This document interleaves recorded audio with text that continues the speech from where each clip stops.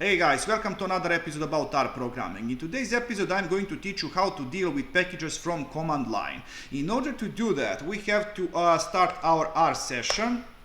Okay, and if you want to install some package you have to do it in this way. Install packages, and I'm going to install string R. You have to select your cloud and wait until it's done. You could also install multiple packages with single command, like this. But instead of providing single name, now we are going to provide collection of names. Let's say string R and R curl. Like this. Alright, now if you want to list all of your installed packages, you are going to do it in this way. Installed packages. And in here you are going to get a lot of information about all of your installed packages. If you want to update your packages, you are going to do it in this way.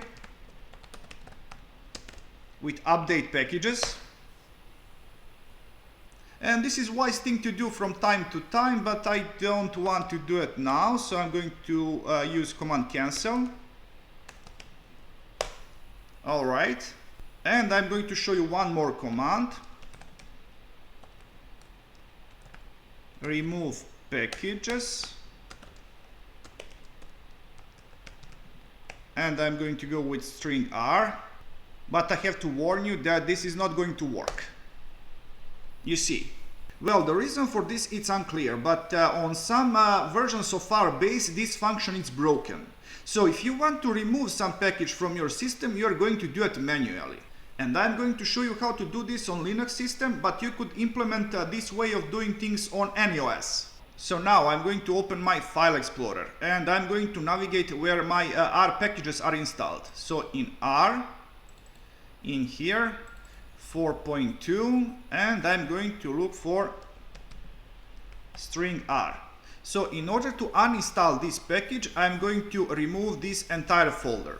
So this is going to be all for this episode, guys. I hope that you have learned something interesting, so please like, subscribe, and see ya!